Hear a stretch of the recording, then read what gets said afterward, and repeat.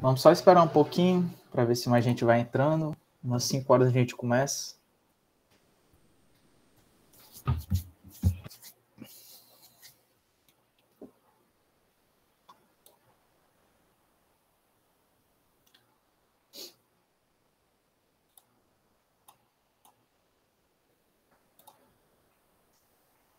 Já já a gente inicia aqui.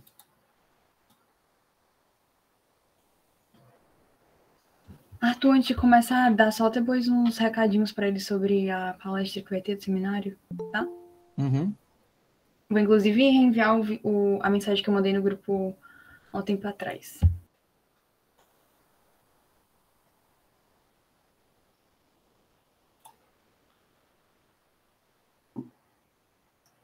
Bom, pessoal, a Vitória teve a chance, né, de se apresentar para vocês, né? Eu não tive, porque no dia tinha uns compromissos. Mas, enfim, só fazendo uma apresentação formal aqui, né? Meu nome é Arthur, vou ser o monitor de vocês durante esse semestre. Estou no 4º semestre de curso de Direito, né? Estou fazendo pela noite, então acho que vocês não devem ter esbarrado por mim aí. Talvez você tenha encontrado a Vitória, que faz pela manhã, mas eu, desde o início, estou fazendo à noite. Tanto eu quanto a Vitória só fomos monitores de Direito Civil. É a nossa segunda vez, né? Tirando a primeira vez do semestre passado. E quer falar alguma coisinha, Vitória? Eu acho que eu já me apresentei lá, né? O suficiente.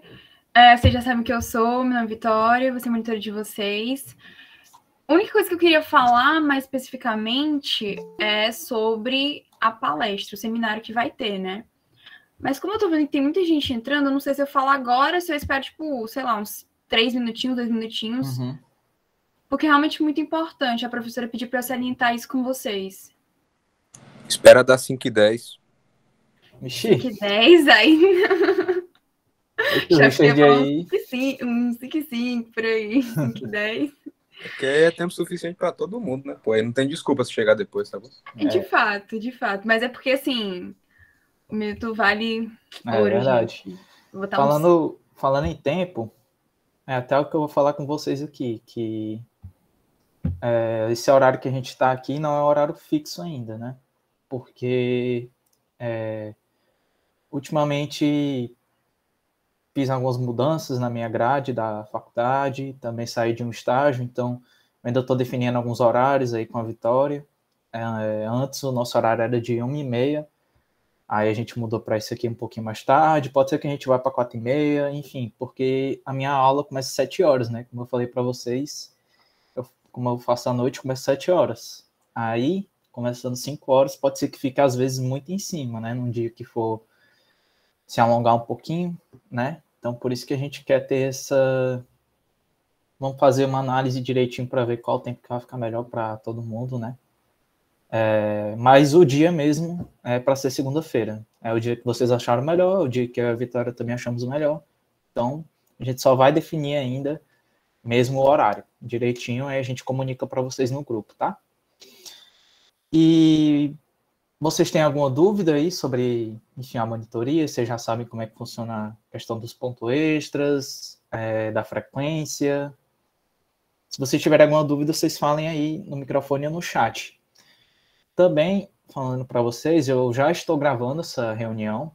Eu falei lá no grupo que eu vou postar essas reuniões no YouTube, no canal que eu coloquei lá no grupo. Eu acho que eu mandei nos 2 grupos, que são 2 turmas aqui, né? E, cara, depende, Matheus. Tipo, num dia que for, por exemplo, de revisão de prova, que a gente vai fazer questões, por exemplo, né? Que eu e a Vitória, a gente sempre gosta de fazer questões. Pode ser que se alongue um pouquinho, porque a gente dá o tempo de vocês responder, tirar a dúvida de vocês, fala direitinho sobre as questões. Então, pode ser que se alongue um pouquinho. É para ser, Matheus, tipo assim, a gente tenta ao máximo fazer estourando 1h30. Só que o ponto é, tipo, a professora, com o projeto de extensão de vocês, ela tá dando conteúdo rápido, mais rápido do que o normal. Por exemplo, semestre passado não estava tão rápido assim. E aí, porque civil é a base para as outras duas cadeiras e vocês conseguirem produzir o trabalho, né? O artigo e o outro lá que vocês têm que fazer. Então, acaba que, por exemplo, hoje é o nosso primeiro GED, a gente tem muito conteúdo. E aí, para não ir acumulando e prejudicando vocês, a gente vai tentar dar esse conteúdo o mais, sei lá, o mais didático possível, o mais rápido possível, para também não deixar muito cansativo, porque a gente sabe que GED muito cansativo, muito longo, não rende. Tá bom? Já que já tá falando de tempo, eu vou começar falando aqui. Quem perder essa explicação sobre a palestra, sobre esse seminário, eu vou mandar de novo aquela mensagem que eu mandei a primeira vez para vocês. Ok. Eu vou mandar de novo aquela mensagem que eu mandei para vocês, que qualquer coisa é só me perguntar no privado, tá? Eu não sei se vocês já viram, mas na sala de vocês tem esse papelzinho aqui que tá falando sobre o seminário. Pelo menos em todos que eu tenho aula tem esse papel. E é sobre seminários de direito de família por elas. Juristas brasileiros, inclusive a professora está aqui inclusa. O que acontece, gente? Vai ser dia 24, ok? E vai ser dia 24 agora, quarta-feira. 8h30 até 5 da tarde. E aí tem o quê? 3 palestras pela manhã, 3 palestras pela tarde. Painel 1, 2, 3, painel 4, 5, 6. Para você ganhar ponto, porque a professora disse que você vai ganhar um ponto se você fizer aqui, se você participar do seminário, e eu e o Arthur, a gente vai estar lá em diferentes horários, porque eu vou estar pela manhã e o Arthur vai estar pela tarde, mas a gente vai estar lá coletando a frequência de vocês direitinho, ok? E aí, vocês depois têm que entregar para ela, escrito, falando mais ou menos o que vocês viram direitinho, e aí ganha, eu acho que são, quantos Arthur? São, você vendo 2 painéis à manhã e 2 à noite, né? À tarde. É 2 pontos extras, né? Não. Um ponto extra é o GED e outro ponto extra é esse, né? Ah, sim, verdade. Mas você vendo, tipo assim, mais 50%, dá certo. Peraí. Eu vou enviar para vocês de novo, para quem não tá vendo a explicação poder, enfim, ver direitinho. Direito Civil, CD, AB. Pronto. Enviei de novo. Tá aqui. A professora mandou salientar para vocês a importância do painel 6, que é o painel que vai ter a partir das 3h40. Porque vocês vão tratar do direito da pessoa idosa, e aqui fala de proteção dos vulneráveis, né? Vai envolver curatela, coisas que vocês ainda vão ver pela frente, mas que vai ser muito bom para vocês, sabe? Vocês falarem, para vocês assistirem, poderem colocar direitinho no trabalho de vocês. Então, botar aí uma estrelinha, alguma coisa em relação ao painel 6, que é muito importante. Se você, sei lá, vê, não sei, os 3 de manhã e 1 à tarde, eu realmente acho que não influencia, contanto que vocês vejam 4, acho que 2 pela manhã e 2 à tarde, fica tranquilo. Pelo menos é o que a professora me disse. Se tiverem alguma dúvida em relação a quantos assistindo, tipo, professora, eu queria ver o painel 1, 2 e 3 da manhã e ver o 1 à tarde, que é o 6, por exemplo. É assim, eu não acho que ela vai ver nenhum problema, mas mesmo assim vocês falem com ela, tipo, tirem a dúvida, porque eu não fiz essa pergunta assim de te misturar, mas eu acho que não tem nenhum problema em relação a isso. Fora isso, não tem muito mais o que falar, não. Dia 24, 8h30 às 17 horas, vocês escolhem qual palestra assistir, vai ganhar um ponto, ok? E a palestra 6, que é muito importante. Acho que só isso, gente. Alguma dúvida, alguma coisa? Eu mandei lá no grupo para, enfim, quem tiver alguma dúvida. Ok. De qualquer forma, também tá gravado, então. Tá gravado. Um pontinho extra, tá, galera? Aquele ponto extra. Muito bom, gente. A prova de vocês vai valer de 0 a 10 e vocês vão ter 2 oportunidades muito boas de conseguir um ponto extra pela presença aqui no GED. E nessa palestra aí também terão essa oportunidade. E falando aqui agora sobre como é que vai ser aqui a nossa presença, né? Eu vou mandar o formulário para vocês da frequência, né? No finalzinho da aula, tá? Porque se eu mandar agora, enfim, ainda vai ter mais gente entrando. Só que vocês vão ter também uma outra oportunidade para conseguir fazer a frequência de vocês, né? Que, como tem essa questão do ponto extra, eu acho que seria justo para vocês, né? De também ter essa oportunidade, que é o quê? Como essa aula está sendo gravada, e eu vou postar no canal no YouTube, vocês vão ter 24 horas, desde a minha postagem no YouTube, tá? Para vocês verem a aula lá, certo? E mandar para mim um resumo no WhatsApp, certo? Sobre a aula e tudo. Comentar lá no vídeo também, que vocês viram a aula e tudo, colocar lá o nome e a turma de vocês. E aí, quem me enviar esse resumo da aula, que está gravada no YouTube, no dia, né, que vocês faltaram, até 24 horas vai ter o direito a ter a frequência também. Então, é muito importante essa frequência de vocês, porque justamente é um ponto extra, galera. Eu, por exemplo, não tive essa oportunidade quando eu estudei Direito Civil 1, né, que eu fiz com outro professor. Então, a Ana Beatriz está dando essa oportunidade para vocês, tá? E vocês vão ter duas formas de garantir isso. Tanto aqui, estando presente aqui agora, quanto acompanhando lá pelo YouTube e me mandando um resumo a partir das 24 horas, né? Que eu postei o vídeo, a aula gravada no YouTube, tá? Então, saiba que está sendo tudo gravado aqui e que depois eu aviso vocês quando eu postar. Mais alguma coisa, Vitória? Acho que a gente pode começar agora. Vai começar dando Lindby? Uhum, exatamente. Beleza. Aí depois passa pro meu e depois é pro teu, né? Tranquilo. Vamos começar então. Deixa eu transmitir aqui o slide para vocês.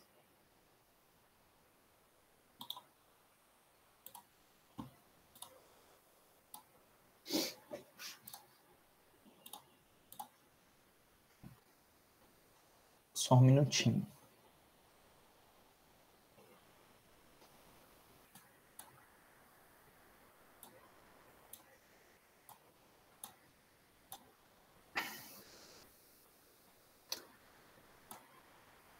Vamos lá.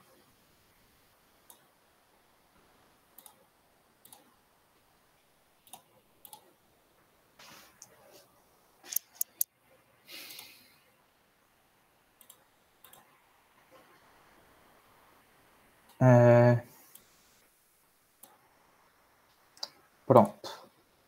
Acho que tá aparecendo direitinho, né, para vocês?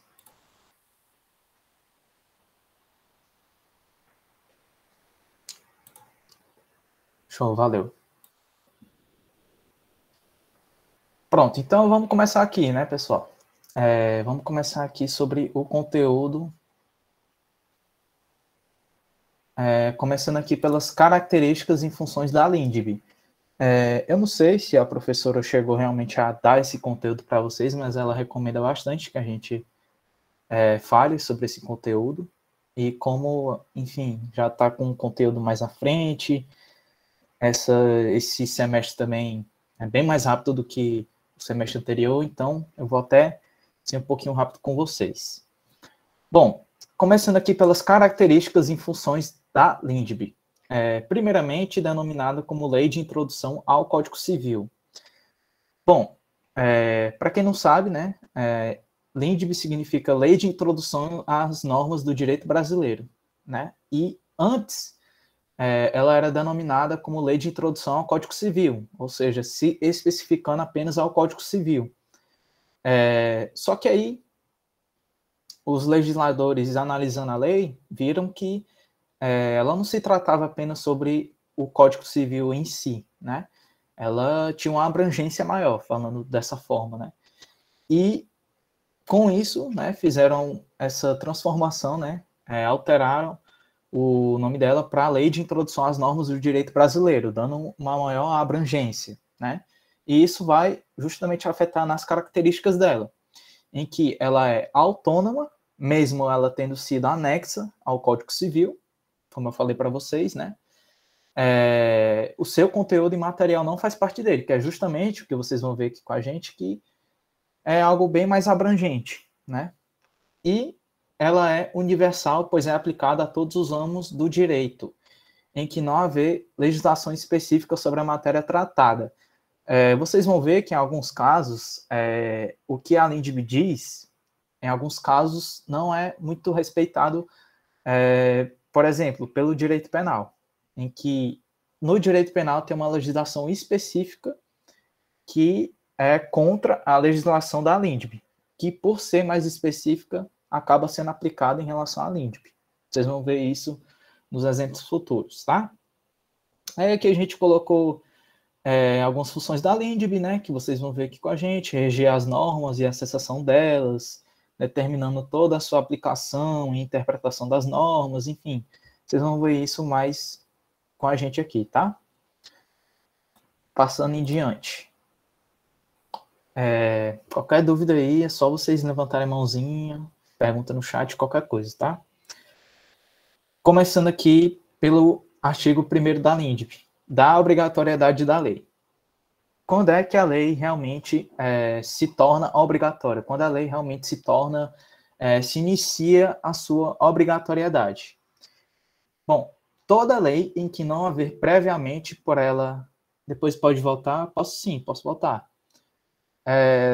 Lembrando, pessoal, que eu vou disponibilizar todos esses slides para vocês também, tá? Tem o nosso Drive lá na descrição do grupo. E aí eu vou colocar também, tá lá. Mas se vocês quiserem que eu volte, é só falar.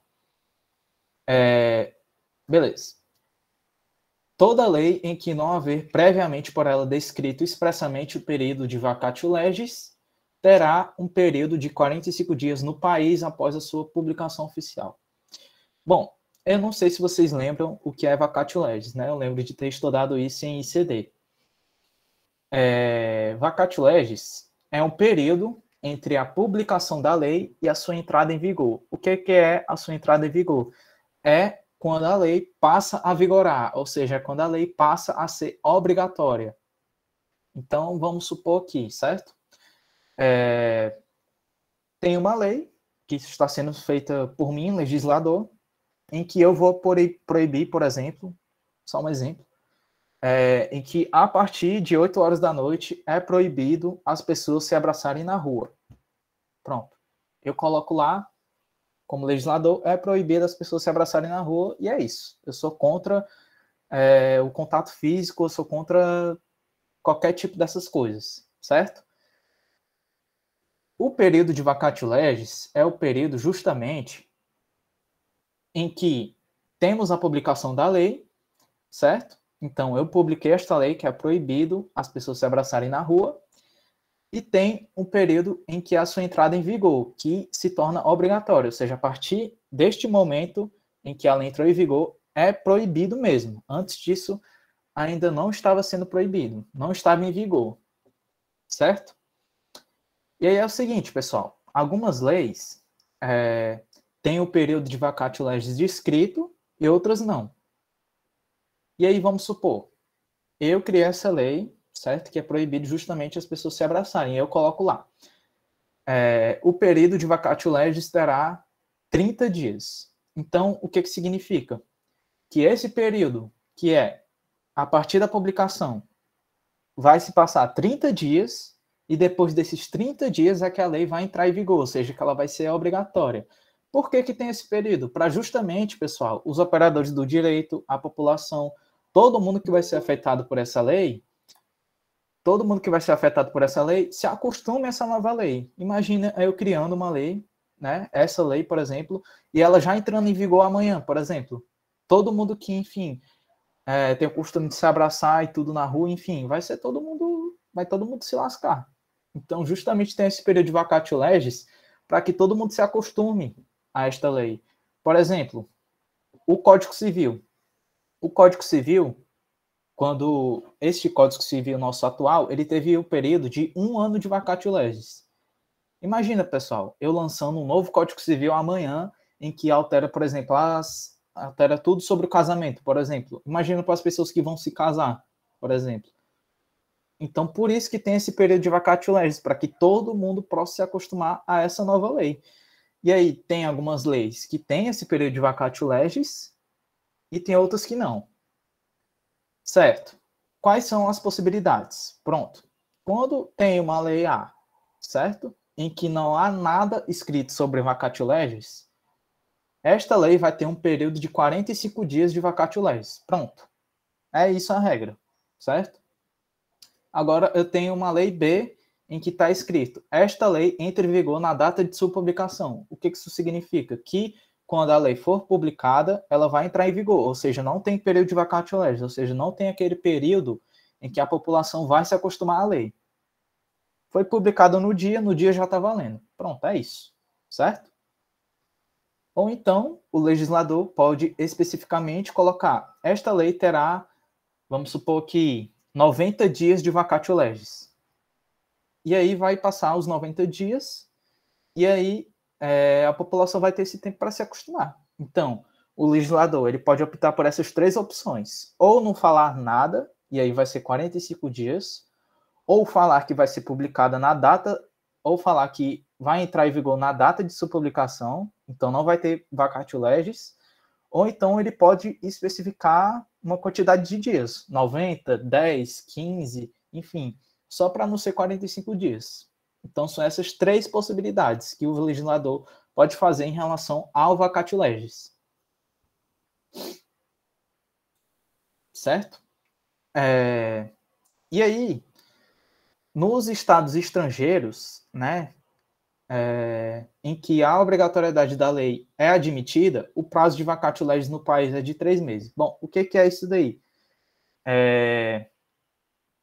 Temos aqui uma lei, certo? Que o legislador está fazendo essa lei, e esta lei vai afetar os brasileiros que moram em estados estrangeiros, que, enfim, admitam a lei brasileira, certo? E aí, eu falei para vocês que quando o legislador não falar nada, vai ser de 45 dias o vacatio legis. O que são esses 3 meses? É a mesma coisa que o 45 dias, só que como para os brasileiros que moram fora do Brasil, 45 dias seria muito pouco, porque, poxa, para eles terem conhecimento da lei, para eles se acostumarem à lei, é algo mais complicado, porque eles estão distantes do país. Então, quando o legislador não falar nada, para os brasileiros que moram fora do país, em vez de ser 45 dias, vai ser 3 meses. É apenas isso. Certo? Então, vamos supor que eu moro aqui no Brasil e a Vitória mora, sei lá, no Canadá, vamos supor.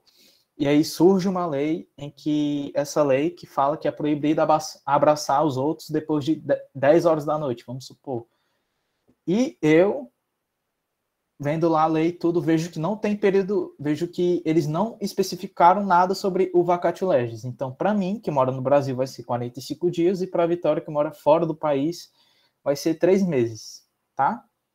Então, são essas três possibilidades: 45 dias, ou entrar em vigor na data de sua publicação, ou então o legislador especificar uma quantidade de tempo. Pode ser, sei lá, 37 dias, 21 dias. Então, são essas possibilidades. Aí, falando no nosso tópico 1.2. Caso haja novas publicações destinadas à correção da lei, antes dela entrar em vigor, faz com que o prazo de vacatio legis para toda lei se reinicie de acordo com o prazo anteriormente estipulado. Tá, Arthur, não entendi nada. Bom, isso aqui é basicamente o seguinte: temos aqui uma lei A, certo? Que ela tem 45 dias de vacatio legis, certo? Só que aí, em vez de ser 10 horas da noite, que eu quero que o pessoal não se abrace, eu quero ser um pouquinho mais conservador, eu quero que seja 9 horas da noite. Então, eu vou mudar esta lei. Eu vou alterar o seu texto, colocando de 10 horas para 9 horas. Se eu fizer isso antes dela entrar em vigor, ou seja, no período de vacatio legis, vamos supor que dos 45 dias passou 40 dias. Então, falta 5 dias para ela entrar em vigor. Se eu quiser alterar esta lei antes desses 5 dias passarem, aí eu coloco lá 9 horas, o prazo de vacatio legis vai se reiniciar, ou seja, passou 40 dias, vai voltar a ser 45 dias novamente. Então, por que tem isso? Porque justamente se reinicia o prazo para que a população, os operadores do direito se acostumem a essa alteração também.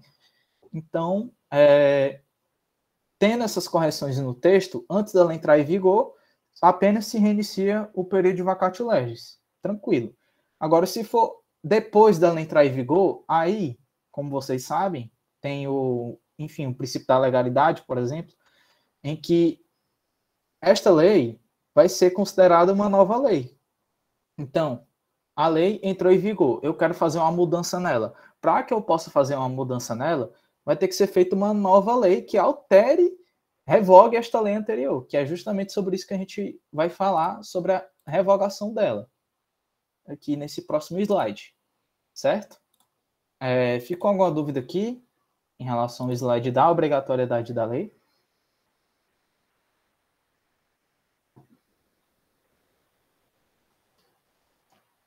Passando bem rápido, que é um conteúdo que, enfim, vocês já viram antes, né? Show, beleza. Do tempo de obrigatoriedade da lei. Beleza. Esse aqui é o artigo 2º da LINDB, tá? Se vocês quiserem ir acompanhando pela LINDB, só vocês pesquisarem que aparece lá no Planalto, tá? Bom, a gente tem o princípio da continuidade, certo? Eu falei princípio da legalidade, mas é princípio da continuidade.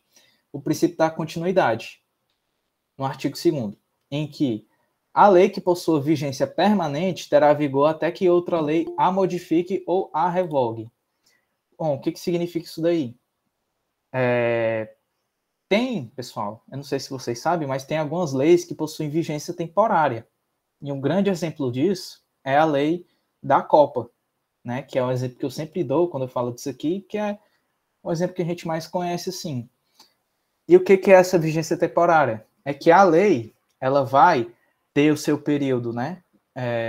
Em que ela, enfim, está em vigor, ou seja, está obrigatória, temporário. E o que foi a lei da Copa? Foi justamente a lei que ela estava obrigatória durante a Copa aqui no Brasil, em que permitia, por exemplo, a venda de bebidas alcoólicas dentro do estádio. Então, esta lei da Copa, ela tinha antes uma vigência temporária, porque ela só iria ser obrigatória durante a ocorrência da Copa aqui no Brasil. Então, assim, iniciou a Copa, se tornou obrigatória. Terminou a Copa, não é mais obrigatória. Isto é uma lei que tem vigência temporária. Diferente da lei, enfim, das leis mais comuns, né, que a gente vê, que possui vigência permanente. Esta lei que possui vigência permanente, ela vai ser obrigatória, terá vigor, até que outra lei a modifique ou a revogue. Ou seja, apenas uma outra lei pode tirar a obrigatoriedade de outra lei, né? E aí, enfim, eu falei para vocês sobre revogação, né? Quais são as hipóteses de revogação? A lei posterior pode revogar totalmente, ou seja, abrogação, ou parcialmente, derrogação. Ou seja, eu, enfim, tenho o Código Civil, vamos supor que daqui a, sei lá, 5 anos surja um novo Código Civil. Este novo Código Civil vai revogar o Código Civil anterior. E aí ele pode revogar totalmente, ou seja, tirar tudo do Código Civil ou parcialmente. Vamos supor que ele só altera, por exemplo, sobre o casamento, por exemplo, modificando algumas regras do casamento, enfim. Então, esta revogação pode ser total ou parcial, sobre alguma matéria específica, por exemplo. Vamos supor que o Código Penal surge um novo Código Penal daqui a 5 anos, e aí ele só, por exemplo, modifica os crimes contra a vida, em vez de modificar o Código Penal inteiro. Então, ele altera, por exemplo, homicídio, altera, enfim, outros crimes aí. Então, pode ser totalmente, que é a abrogação, ou parcialmente, que é a derrogação. Que a derrogação é sobre uma matéria específica. E aí, beleza. E aí, o legislador, quando ele, enfim, vai fazer essa nova lei, que vai revogar a lei anterior, ele pode expressamente falar, eu estou revogando isto, isto e isto. Ou então ele pode fazer uma revogação tácita, que é o quê? Ele não fala nada sobre o que ele revogou. Então, ele, por exemplo, vou revogar aqui o Código Penal. Então, eu revogo os crimes contra a vida, eu revogo, sei lá, os crimes contra a honra. Pronto, ele expressamente, o legislador está expressamente falando o que ele está revogando. Isso se trata da revogação expressa. Agora, se só o legislador só coloca a lei nova para revogar a anterior e não fala nada, esta é a revogação tácita, em que ele deixa, pessoal, para que a interpretação sobre, enfim, verificando a incompatibilidade com a nova matéria em relação à anterior, ele deixa para que essa incompatibilidade revogue a lei anterior, ou seja, ele não diz expressamente o que ele está revogando, ele apenas coloca lá a lei nova e diz, o que tiver incompatível está revogado, e o que não tiver incompatível não está revogado. É basicamente isso que ele faz. E aí a gente tem aqui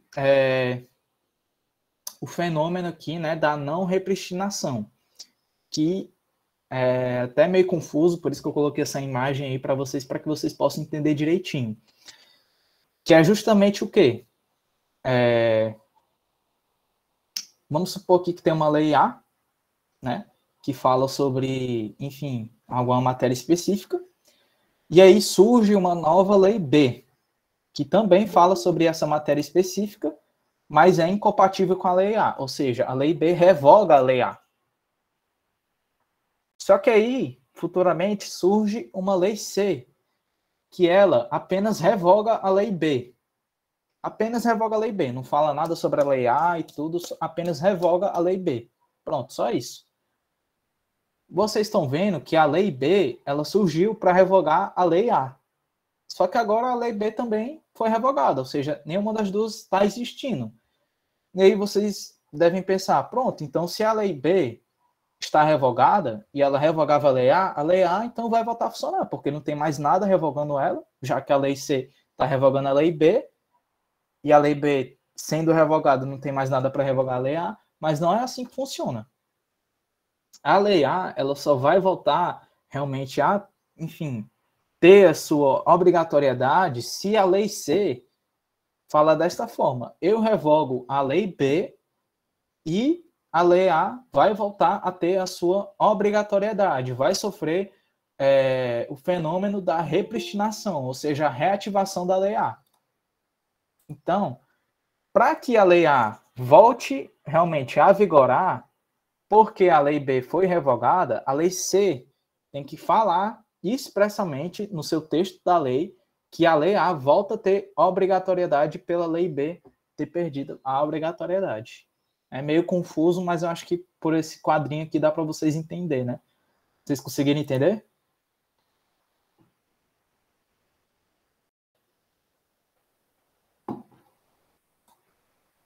Falem aí no chat para mim.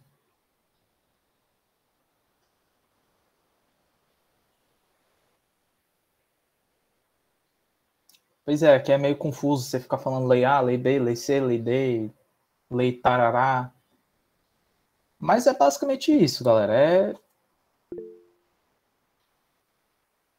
Então, a lei A só voltará por conta da lei B.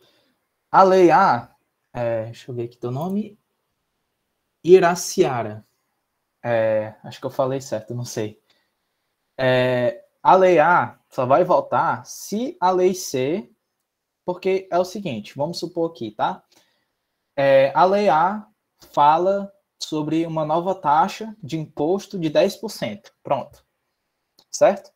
A lei B fala sobre uma nova taxa de imposto que é 15%, ou seja, aumentou 5%.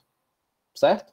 Nisso, como as duas são incompatíveis, porque uma diz que é 10% e outra diz que é 15%, a lei B vai revogar a lei A, porque é uma lei nova que está surgindo depois da lei A, enfim.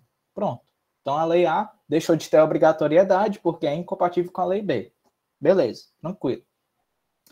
E aí surge uma lei C que ela diz que a lei B perdeu a sua obrigatoriedade. Pronto, deixou de existir a lei C, ou a lei B, foi mal. A lei C diz que a lei B perdeu a sua obrigatoriedade. É isso, certo? E aí, muitos devem pensar, então se a lei B deixou de ser obrigatória, enfim, deixou de existir, a lei A então vai voltar a funcionar, porque não tem nada que fale sobre aquela matéria, sobre aquela taxa, não tem nada que fale sobre essa taxa de imposto, só sobrou a lei A, mas não é assim que funciona, porque a lei C tem que falar expressamente o seguinte, eu estou revogando a lei B e a lei A vai voltar a vigorar, vai voltar a ter a obrigatoriedade e vai sofrer a sua repristinação, que é a reativação da lei A. Então, não basta só a lei B deixar de existir. Tem que a nova lei, que é a lei C, né, que fez a lei B deixar de existir, falar expressamente, eu estou reativando a lei A. Entendeu? Então, se na lei C não tiver nada escrito sobre a lei A, não vai ter nenhuma lei falando sobre essa taxa de imposto. Não vai ser nem 10%, nem 15%, vai ser nada. Agora, se a lei C falar, vai voltar a ser 10%. Conseguiu entender agora com esse exemplo?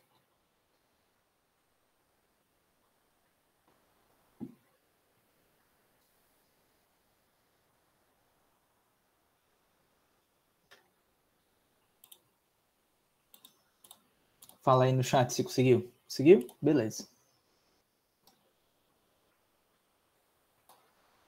Aí aqui, como essa parte é meio confusa, eu deixei um mapinha mental para vocês que vocês possam decorar direitinho, né? A abrogação, derrogação, revogação expressa e a tácita, tá?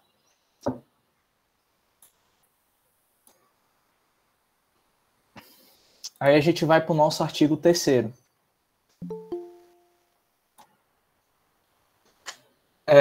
Aqui fala sobre o princípio da obrigatoriedade da lei. Aqui é falando sobre, justamente, o erro de direito, né? O que significa o erro de direito? É justamente aquela pessoa que, enfim,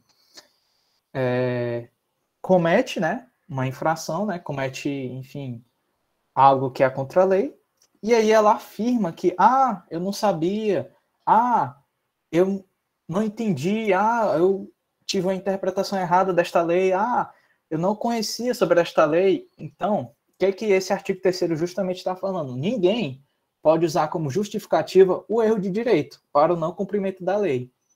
Que é justamente, ninguém pode, por exemplo, enfim, matar alguma pessoa e falar, putz, nem sabia que isso era crime, nunca li o Código Penal, jurava que era permitido. Ninguém pode justamente usar isso como justificativa, né? Porque, enfim, pelo amor de Deus. Então, esse artigo 3º vem justamente para afirmar a obrigatoriedade da lei. E aí tem os seguintes fatores, que é o quê? A presunção legal. Presume-se que após a publicação da lei, ela é de conhecimento de todos, assim a sociedade possui o necessário para cumprir o seu dever de identificar e obedecer à lei. Então, o que isso aí está dizendo? Que, eu publiquei aqui a lei, certo? Que está publicada aqui no Diário Oficial, está sendo divulgada em todas as redes sociais, agora a sociedade está sabendo sobre essa lei. É de conhecimento de todos. Então, vocês façam aí o que é para vocês fazerem. É isso aí, deixei na mão de vocês. Ou seja, tem a presunção legal de que todo mundo tem o conhecimento da lei. Que não acontece de verdade, né? Mas, enfim. Aí também tem o da necessidade social, em que garante ao ordenamento jurídico uma eficácia e uma segurança às suas normas, evitando possíveis casos de não cumprimento da lei por alegar que não a conhece. Imagina aí, pessoal, todo mundo que fizer alguma coisa errada contra a lei, só chegar lá no tribunal e falar, eu não conhecia sobre esta lei, não tinha como realmente conhecer esta lei, enfim, aconteceu, eu não tinha conhecimento dela. Não tem como isso acontecer. Óbvio que tem algumas exceções, por exemplo, no direito penal, né? Que é justamente o que eu falei no início para vocês. Algumas legislações específicas vão contra a LINDB. O direito penal é um exemplo disso. Em que, às vezes, é possível, no direito penal, o erro de direito, né? Então, tem essa necessidade social que o ordenamento jurídico tem que ter uma segurança, porque imagina, se todo mundo fala que não conhece da lei e pronto, fica por isso. Não tem como, né? Então, justamente, vem para afirmar essa obrigatoriedade da lei, tá? Aí aqui... Tu quer que eu fale dessa parte, Vitória, ou tu fala?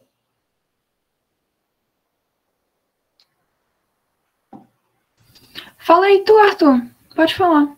Tá, beleza. Beleza, então. Aí aqui vamos para o artigo 4º, né, da LINDB. Aqui é em relação aos casos de omissão da lei. E aí aqui a gente fez uma piramidezinha para que vocês possam entender que isso se trata de uma hierarquia. Então, quando a lei for omissa para o juiz julgar algum caso, tem esta hierarquia que o juiz pode utilizar, em que, em primeiro lugar, o juiz pode usar a analogia, em segundo lugar, o juiz pode usar os costumes, e em terceiro lugar, o juiz pode usar os princípios gerais do direito. E aí tem aí o conceito de analogia, que é bem tranquilo, consiste em aplicar o caso não previsto à norma legal a uma hipótese análoga, ou seja, parecida, prevista e tipificada. É o caso de, por exemplo, você aplicar a mesma legislação sobre, enfim, vamos supor aqui que tem uma lei sobre cachorros, você aplica sobre os gatos também. É você fazer uma analogia, porque você vê que é parecido e que, enfim, não vai prejudicar, né, justamente no julgamento, porque gato, cachorro, enfim, tudo parecido, né? Que justamente semelhança entre a situação não contemplada e entre a regulada em lei. E tendo uma identidade de fundamentos lógicos e jurídicos no ponto comum as duas situações. Então, você fazer essa analogia, você usar a outra lei na outra situação diferente, contanto que não prejudique no julgamento, dá tudo certo, segundo a LINDB.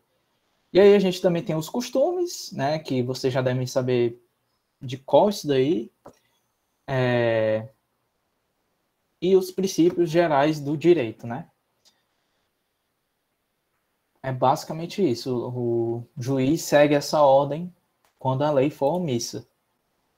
Quando justamente a lei não tiver nada na lei que trate sobre aquilo. Então, vamos supor aqui que o juiz vai tratar sobre uma questão envolvendo gatos, mas na legislação só tem uma questão envolvendo cachorros. Então, ele vai fazer essa analogia, ou então ele vai fazer a análise dos costumes, né? Vai utilizar os costumes para o seu julgamento, vai utilizar os princípios gerais do direito, enfim. Bem tranquilo também essa parte.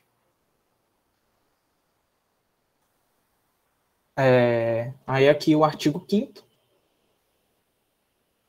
em que, na aplicação da lei, o juiz atenderá aos fins sociais ao que ela se dirige e às exigências do bem comum.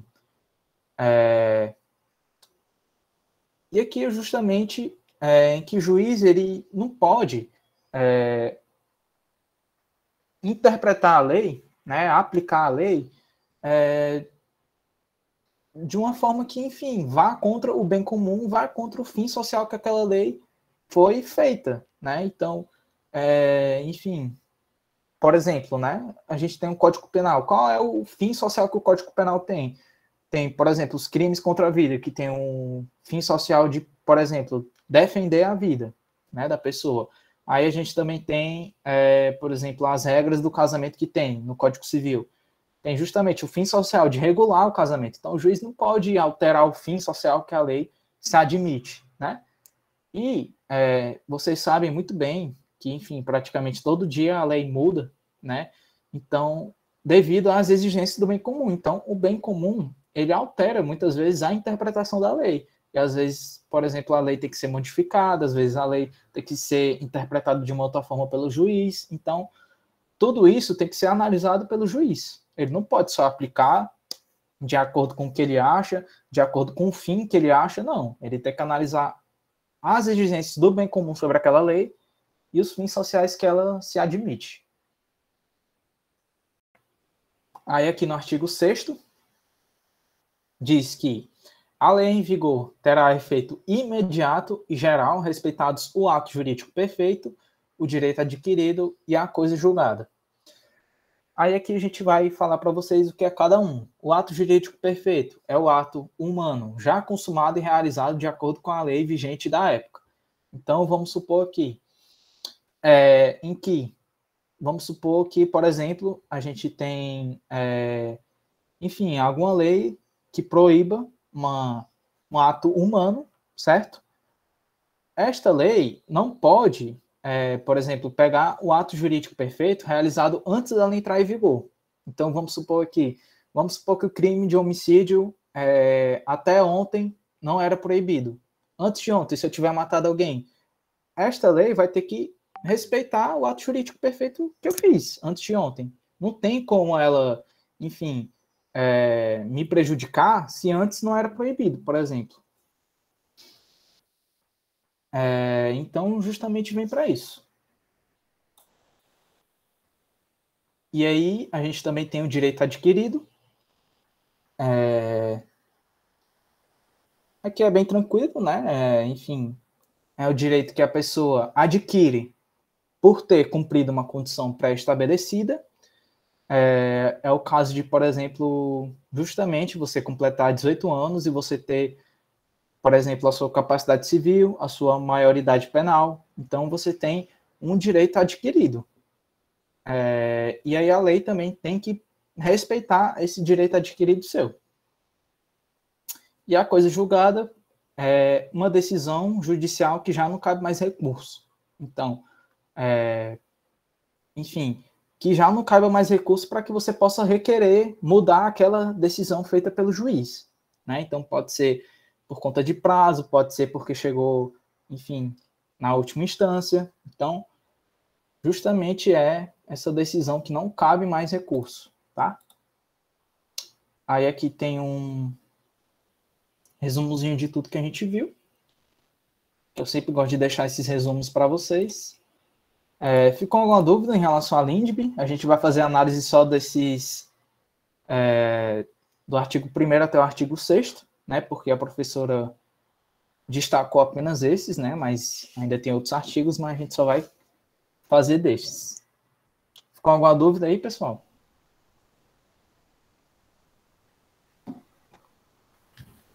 Arthur, só mencionar em relação ao próximo slide, que é a recomendação de livro.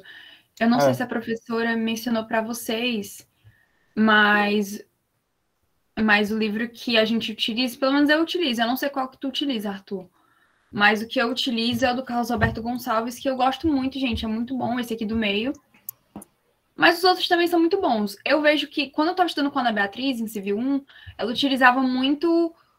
Assim, ela seguia muito o Carlos Alberto Gonçalves. Não sei se por coincidência ou porque ela realmente utiliza ele. Mas eu gosto muito desse daí.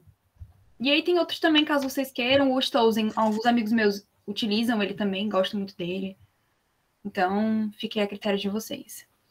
O da Maria Helena Diniz é uma leitura mais rígida, né? Uma leitura mais termos, então pode ser que seja um pouquinho mais difícil de vocês conseguirem ler. Mas se vocês já quiserem se acostumando uma leitura mais assim, mais aprofundada, é bom também o da Maria Helena Diniz. Acho que é a última aqui. Tu transmite a tela aí, né, Vitória? Uhum. Tá. Peraí. Olha, eu acho que pelo tempo, Arthur, talvez a gente não consiga falar sobre pessoa natural. Não sei. Não, deu só uma introduçãozinha, tá certo. Beleza, então. Esses slides vão ficar no grupo? Vão ficar disponibilizados para vocês ali na descrição do grupo. Outra coisa que eu queria falar com vocês, rapidinho, gente, é só em relação... eu, pelo menos, tenho aula no horário da professora, então eu não consigo assistir as aulas de vocês. Aí, se tiver alguém que estiver disponível, que assistir as aulas direitinho, acompanhar a professora, que quiser ser o monitor da monitora e puder me ajudar e dizer exatamente o que a professora dá nos dias de terça e quinta, ajudaria muito, porque, como eu disse, não tem como eu assistir. Ótimo, já tenho aqui a Thalia para poder me ajudar. Pois, Thalia, eu vou te cobrar toda terça e quinta, viu? Dizendo rapidinho o que a professora deu, só para eu ficar orientada, ok? Obrigada. Sim, vou começar aqui a apresentar para vocês.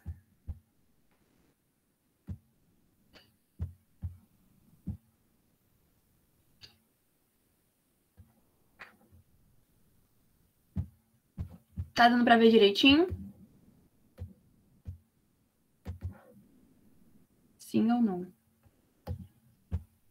Sim. Ok. Tá, gente? A gente vai começar aqui a falar sobre a codificação do direito civil brasileiro, né? a gente começa aqui com uma introduçãozinha sobre o que é o direito civil. E o direito civil é basicamente um direito que trata sobre todas as nossas relações. Todas as relações com as nossas pessoas no dia a dia, desde o momento que a gente nasce até o momento que a gente morre, a gente está lidando com o direito civil. A partir do momento que você vira uma pessoa natural, até o momento que a gente tem que lidar com o espólio da pessoa que morreu, a gente está tratando de direito civil. Então, direito civil é muito interessante porque você acorda e você está vendo direito civil. Relação a contratos, tanto se forem verbais ou então físicos, tudo isso é direito civil no dia a dia. Então, por isso que chamam o direito civil de a Constituição do homem comum, porque ela trata sobre coisas do cotidiano, coisas do dia a dia, entendeu? Então, o direito civil são as relações, são as situações do seu dia a dia. Aqui a gente tem mais ou menos uma historiazinha, a parte mais histórica da codificação, né? No período colonial, se utilizava essas ordenações filipinas, e no período da independência, 1822, a gente utilizava aqui no Brasil a legislação portuguesa, de Portugal. Só que a gente passou a ver uma necessidade de ter a nossa própria, né? A nossa própria ali, o nosso próprio Código Civil direitinho, e aí veio uma Constituição de 1824, né? Que foi organizando esse Código Civil baseado em justiça e equidade. Foi organizado por um homem chamado Teixeira de Freitas, e ele criou ali um esboço do que seria esse Código Civil. Só que esse esboço ficou gigantesco, eram mais de 5.000 artigos, era uma coisa assim absurda, então ele não foi utilizado. E aí, no período da Proclamação da República, o Clóvis Bevilacqua ele foi indicado ali para elaborar o Código Civil, que foi de fato utilizado.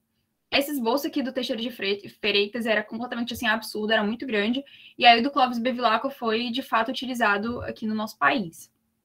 Essa parte aqui, a codificaçãozinha, essa história, é mais assim, para introduzir mesmo. O Código Civil de 1916, ele, como está escrito aqui, continha 1.807 artigos, né? Pela lei de introdução ao Código Civil. Tinha influência do Código Francês e do Código Alemão. Ele foi dividido em 4 livros, que é o Direito da Família, Direito das Coisas, das Obrigações e de Sucessão. E uma coisa que é muito importante, que eu acho que é o mais importante em relação ao Código Civil de 1916, é que o Código Civil de 1916, ele foi elaborado em 1916, mas ele teve um vacatio legis de 1 ano. Então, ele só entrou em vigor em 1917. Essa parte de vacatio legis o Arthur explicou para vocês agora, né? Então, não vou entrar em detalhes. Mas ela foi elaborada em 1916, mas o vigor dela só foi em 1917. Ok? Então, ela teve esse período de 1 ano para a população ir se acostumando e, de fato, ela entrar em vigor para todo mundo. Certo? E aqui a gente vai tratar um pouco de como era, como tratava o Código Civil em relação à sociedade, os costumes, enfim.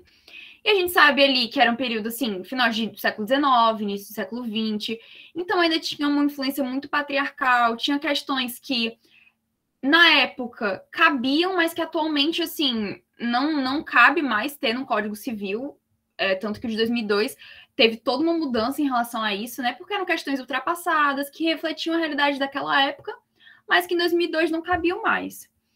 O primeiro ponto que eu acho que é muito importante a gente mencionar no Código Civil de 1916 é a questão da família, né?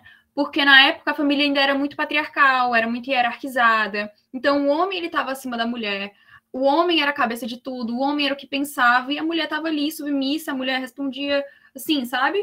Era sempre a submissa a que estava abaixo do homem, do pátrio poder ali. Tanto que a gente vê que no artigo 233 do Antigo Código falava exatamente isso.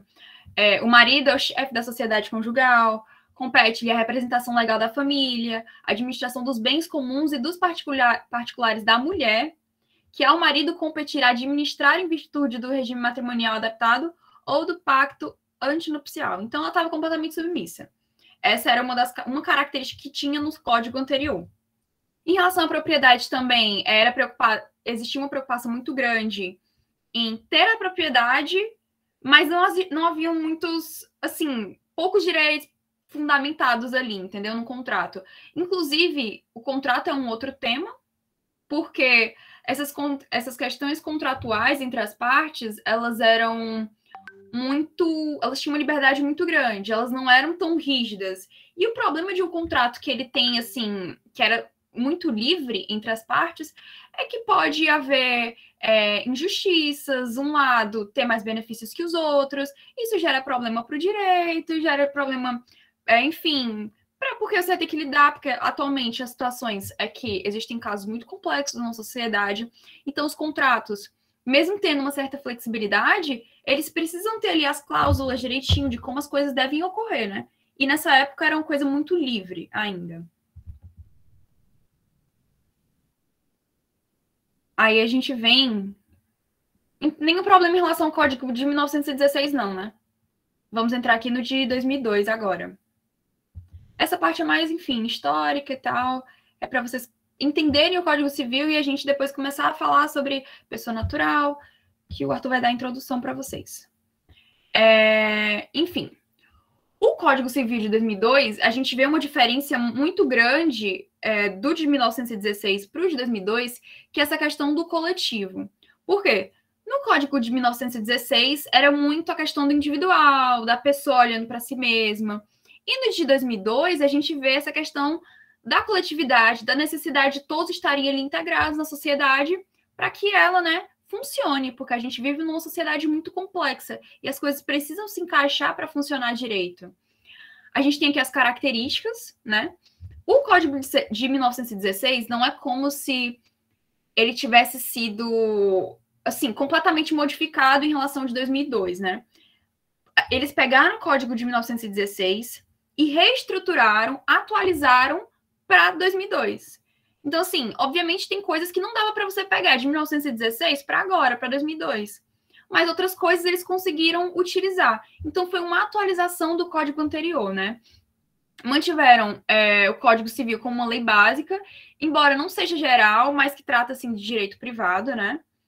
E foi implementada essa questão das cláusulas gerais, gente. Qual a importância de uma cláusula geral?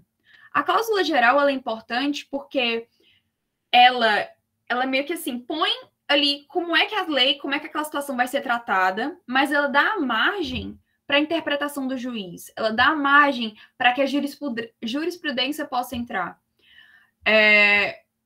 Por exemplo, um juiz, ele lida de uma situação que as situações, assim, as situações que ocorrem no nosso país, em diversas sociedades, são muito complexas.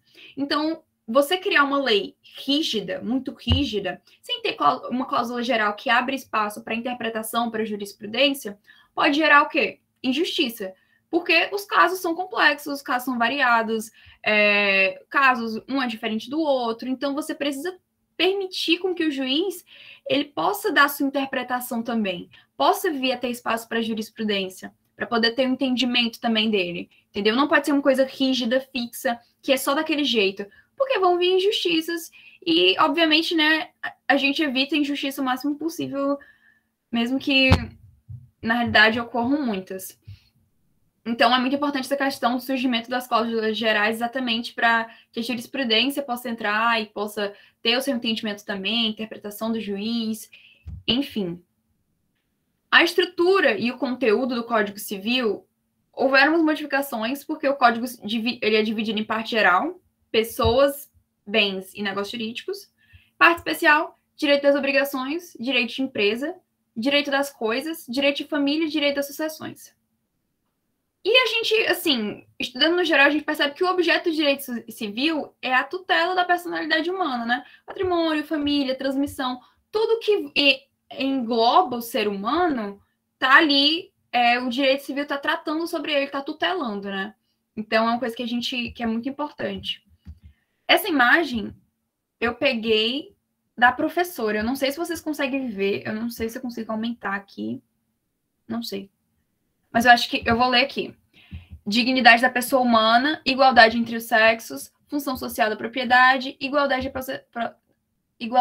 e proteção dos filhos. Isso foi uma mudança que ocorreu agora no Código de 2002 em relação ao de 1916. É só um quadro mais ilustrativo para vocês terem uma noção. Tudo bem em relação ao Código de 2002?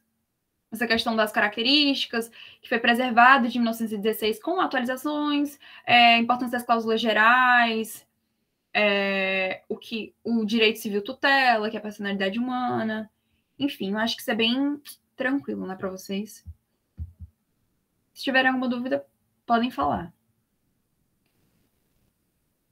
E aqui, gente, são os princípios básicos, né? O direito civil, o Código Civil, ele tem princípios básicos que vão ali guiando, né? O princípio aqui, que eu já mencionei, que é uma mudança do Código de 1916 para o de 2002, é essa questão da socialidade. O que é esse princípio da socialidade? O princípio da socialidade é que ele bota como prevalência os valores coletivos em relação aos valores que são individuais. Diferentemente do que a gente viu no Código de 1916, que ele era muito individualista, o Código de 2002 segue esse princípio da socialidade e ele foca muito no coletivo, né? No todo, né? Sem perder, obviamente, as questões individuais, da pessoa humana, mas o foco é no todo, o foco é no geral, é no bem comum.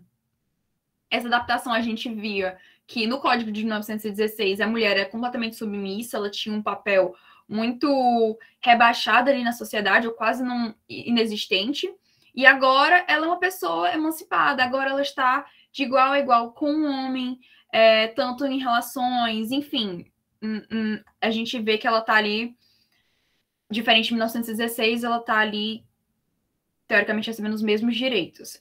E aí a gente vê naquela mudança, né? Que, como eu falei para vocês, que o poder familiar houve uma mudança de pátrio poder para o poder familiar, que agora a gente utiliza o nome de poder familiar, que é o poder das pessoas que estão dentro da família, né?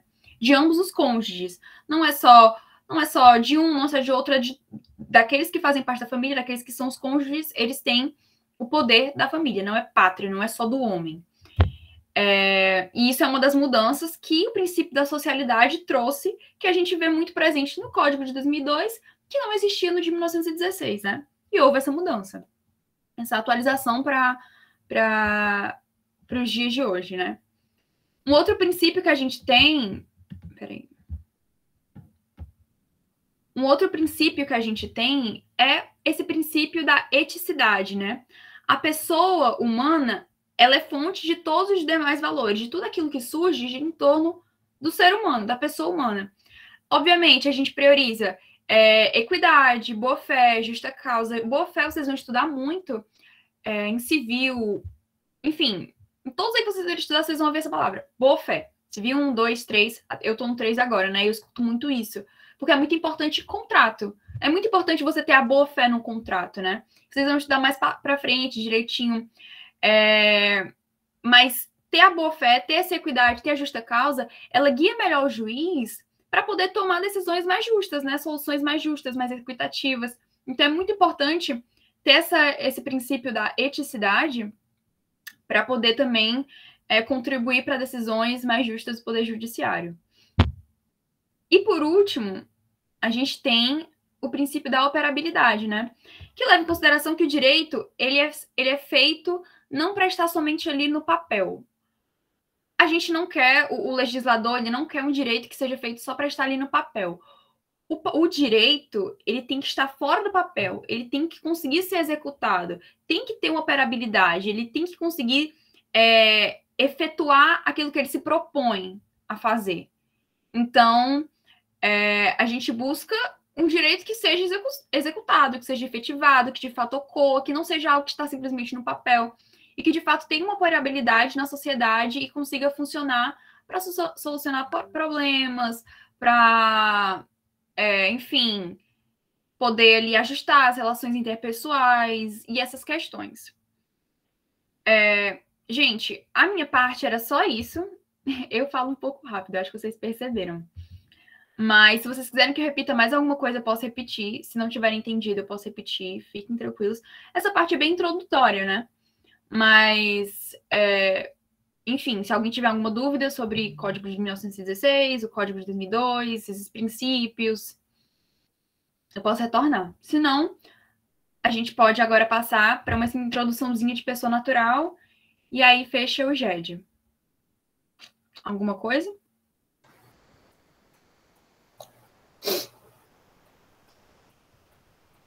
assim, não? O silêncio... Lembrando que isso tudo pode ser cobrado na prova, tá? É. Então... Normalmente essas coisas são cobradas, gente. Pois é. Não só em direito civil, né? É. Por exemplo, na LINDB, né? Agora essa parte histórica também pode ser cobrada. Enfim, já que ninguém falou nada, eu vou parar aqui, Arthur. Aí tu começa a pessoa natural, introduçãozinha. Beleza. Ok?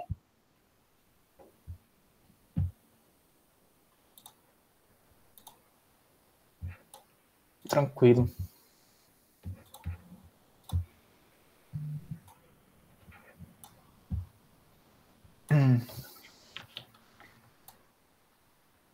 Beleza. Só para me confirmar, galera, a professora foi até que parte com vocês? Foi até sobre sucessão da incapacidade, que tem emancipação, ou foi antes disso? Até que parte mais ou menos ela parou? Tá nessa parte, Thalia?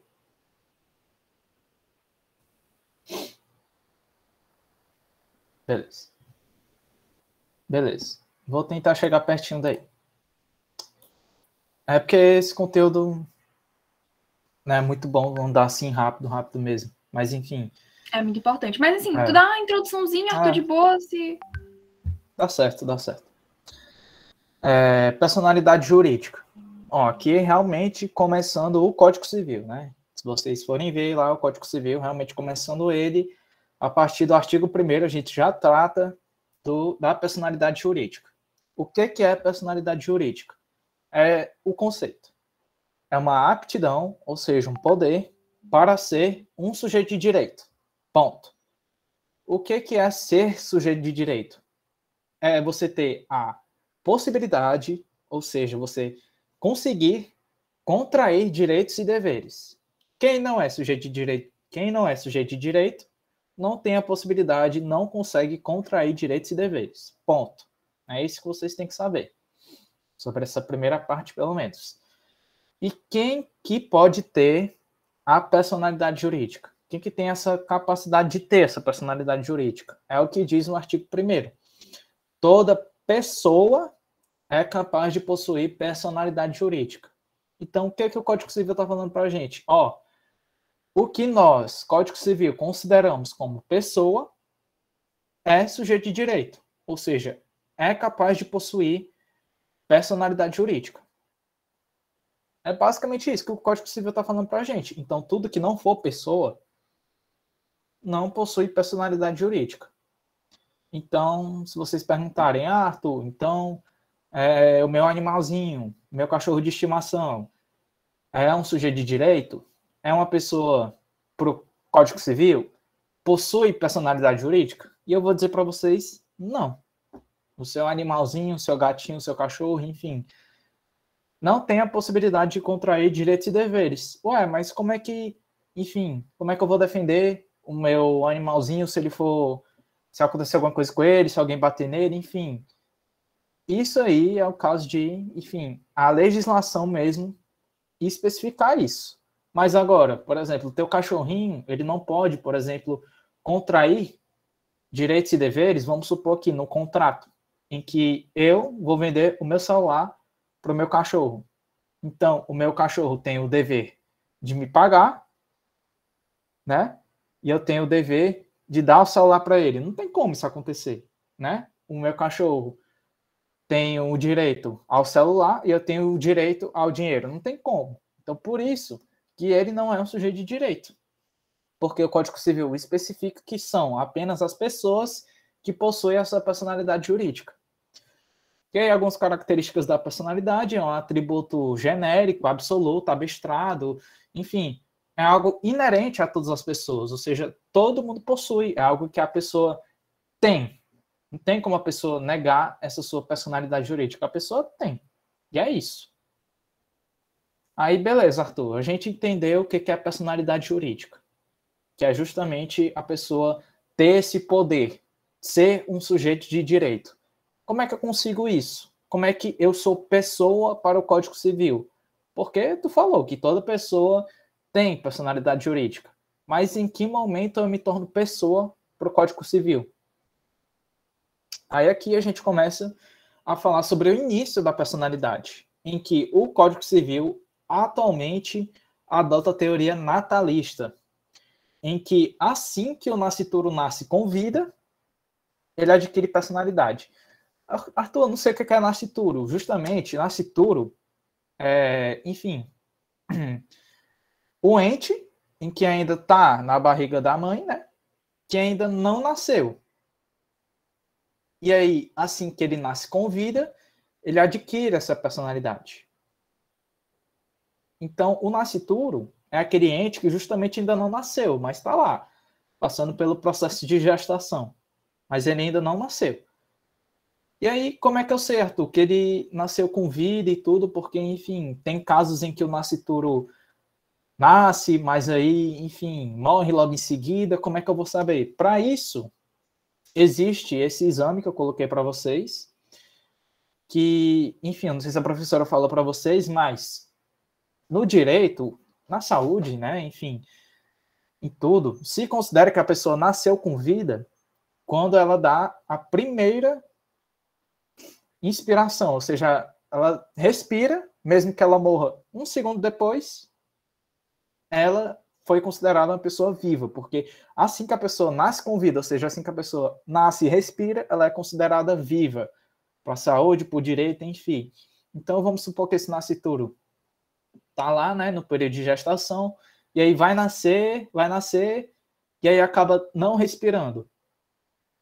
E aí vai ser feito esse exame aqui justamente para comprovar, né, se ele respirou ou não, né? E aí, se for constatado que ele respirou, então, para o direito, ele foi considerado como pessoa. Ou seja, ele adquiriu, no momento que ele nasceu, mesmo que tenha sido por milésimos de segundos, ele adquiriu essa personalidade jurídica. E isso afeta em diversos aspectos, em questão de sucessão de bens, né? No caso desse nascituro for um herdeiro, por exemplo, afeta em diversas coisas. Só que se for constatado que ele não respirou, aí ele não vai ser considerado como pessoa para o nosso direito. É isso que a teoria natalista diz. Mas tem outras teorias que também falam e contestam essa visão, né? Que justamente essa questão do nascituro viveu ou não viveu, enfim, é algo que não é, enfim, algo 100%, sabe? Não é algo que está realmente colocado no direito que é desta forma, não. Porque tem outras teorias. Por exemplo, a teoria concepcionalista, que eu coloquei para vocês, em que desde a concepção, que é o que é justamente aquele período, né, que, enfim, tem a parede do útero e tudo, então, desde a concepção, o nascituro, ele adquire a personalidade jurídica. Então, qual é a diferença aqui? É que a concepção é um período antes dele realmente, enfim, nascer e respirar, diferente da teoria natalista, em que ele tem que nascer e respirar, e aí pronto, é pessoa. Para a teoria concepcionalista, a partir da concepção, este ser já é considerado como pessoa e já possui personalidade e já é um sujeito de direito, ou seja, consegue contrair direitos e deveres. Então, vamos supor aqui, para um caso de um nascituro que é herdeiro. Para a teoria concepcionalista, desde a concepção, ele tem o direito a receber justamente a sua parte da herança. Já para a teoria natalista, a partir do momento que ele respira, nasce com vida.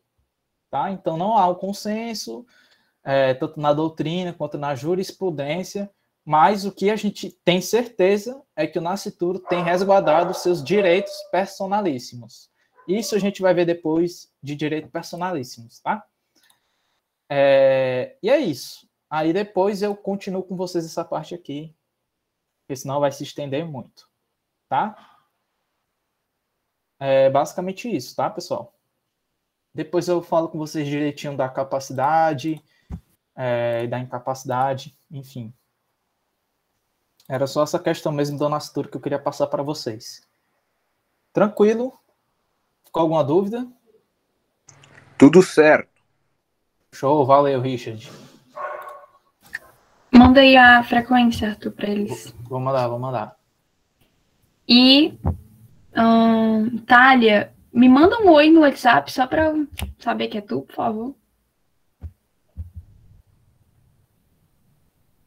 Ó, pessoal, essa primeira frequência, ela vai ser dessa forma, tendo que colocar CPF, matrícula, enfim, porque a gente precisa dessas informações para deixar lá na nossa frequência. Não sei se vocês viram no Drive, né? Algo que a gente precisa, mas depois a frequência vai ser só o nome de vocês e a turma, tá? Então fiquem tranquilos. É só essa primeira frequência mesmo. Aí podem preencher aí, já vou interromper aqui a gravação.